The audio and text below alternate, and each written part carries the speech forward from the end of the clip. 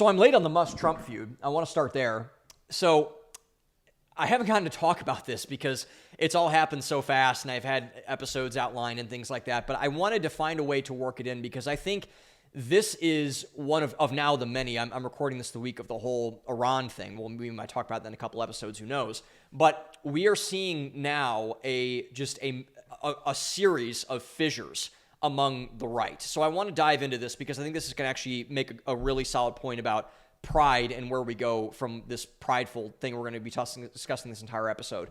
So a lot of people have commented on the Elon and Trump feud, and I think that a lot of people have points, a lot of people don't have points. There are a lot of smart people commenting on this, a lot of stupid people commenting on this.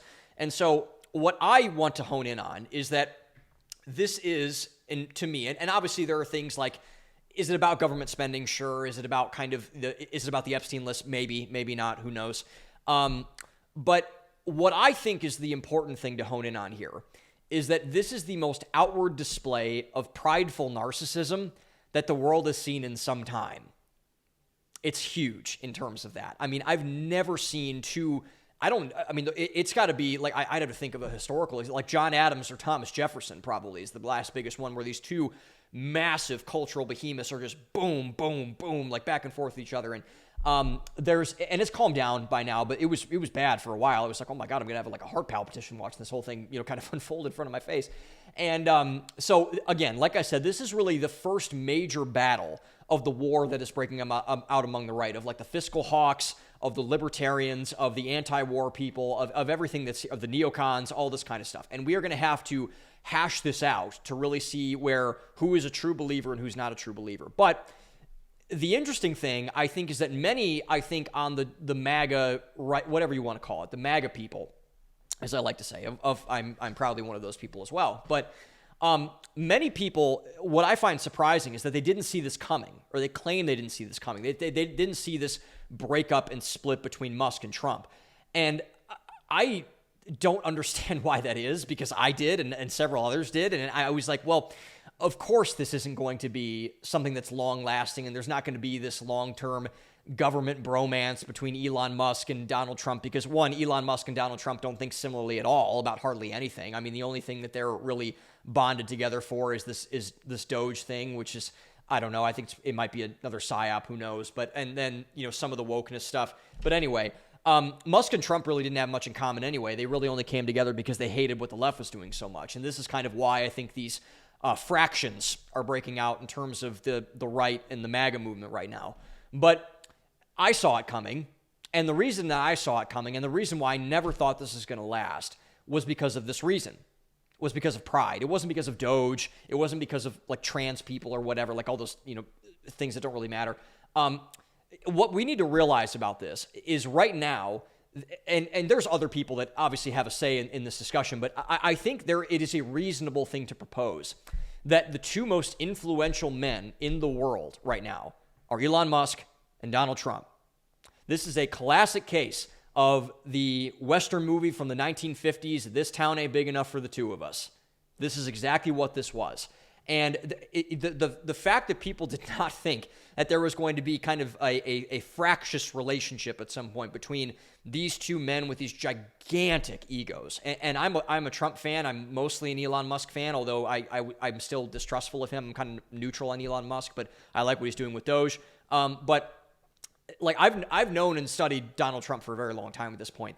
And the fact is that Trump does not like another person bigger than him in a negotiation. He makes people feel small a lot of the time because of that reason, because he is a New York real estate guy. He likes to hit people in the face and they don't agree with him. And Musk is the exact same way. Like I don't know if any of you guys read this Walter Isaacson biography of Elon Musk, but it was very insightful to get how the guy's personality works. And it was a real interesting character study in terms of how much of a dominant personality Elon Musk is. And is Musk weird and probably somewhat autistic with Asperger's and things like that? Spectrum of Lies out this week, by the way. Yes, definitely. But the reality is Elon Musk is as alpha male can get. And so is Donald Trump. And the fact that these two guys were kind of in relation with one another in terms of working together to fix the federal government spending problem or whatever, It's just, it was bound to happen at some point. There is no, again, this town ain't big enough for the two of us. And this is exactly what is happening right now. And I should be clear, and I think this is a fair point to make on both sides. There is fault with both Elon and Trump here.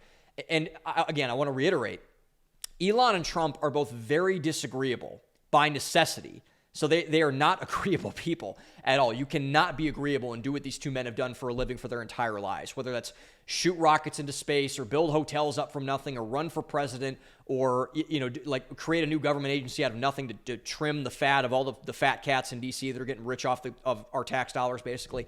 They're very disagreeable people because they're entrepreneurs. They're now both political actors, and they're both effective at what they do.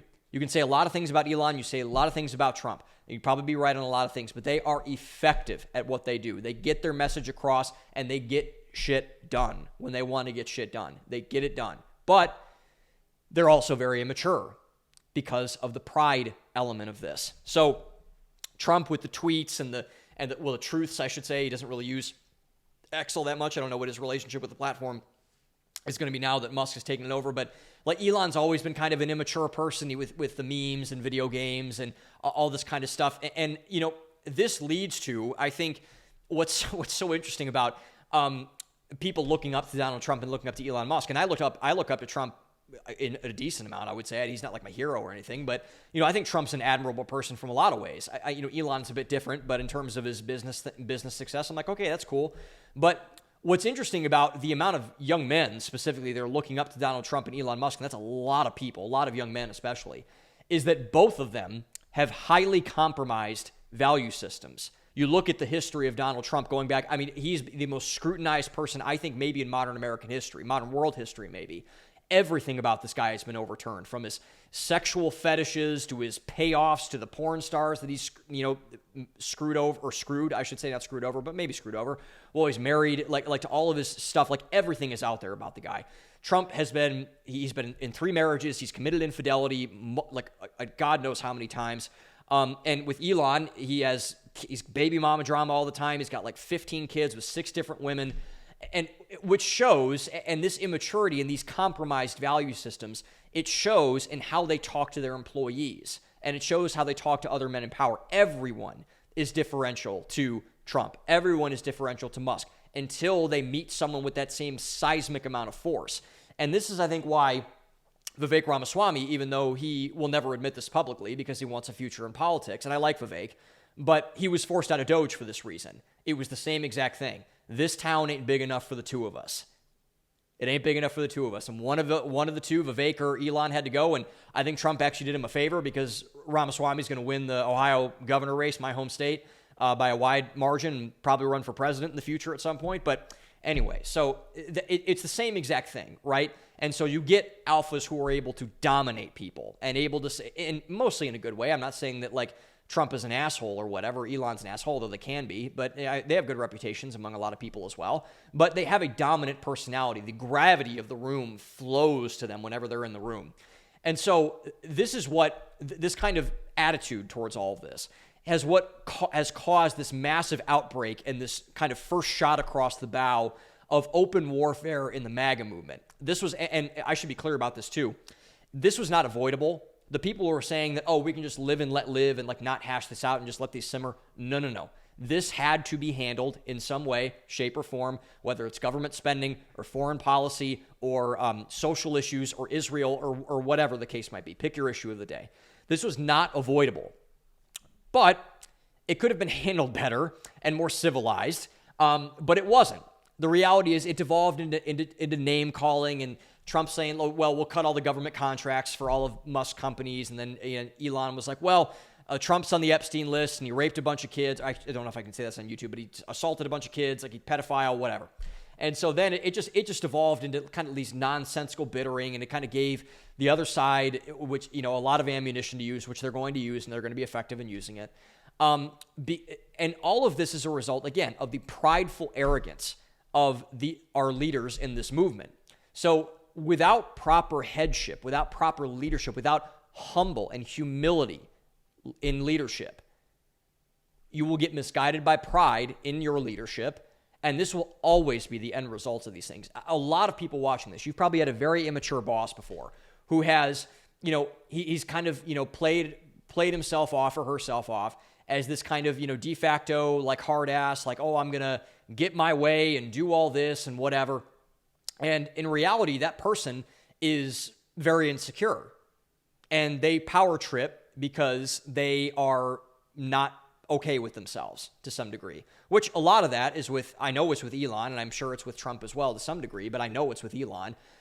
He has a lot of trauma from his childhood, a lot of bad things with his dad, a lot of bad things with, a lot of other things going on, with his whole upbringing and stuff. But anyways, so this is also buttressed by the fact that the two of these men, with both Musk and Trump, as well as others who have fallen into this category. I mentioned Vivek Ramaswamy and a lot of other people that are like that inside of this government, especially, and the power brokers itself and our ruling class in society.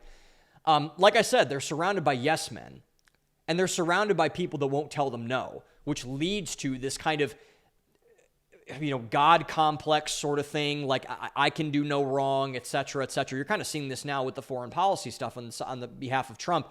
Like the second someone, goes against and say like, hey, we probably, should kind of cool it off in the Middle East a little bit.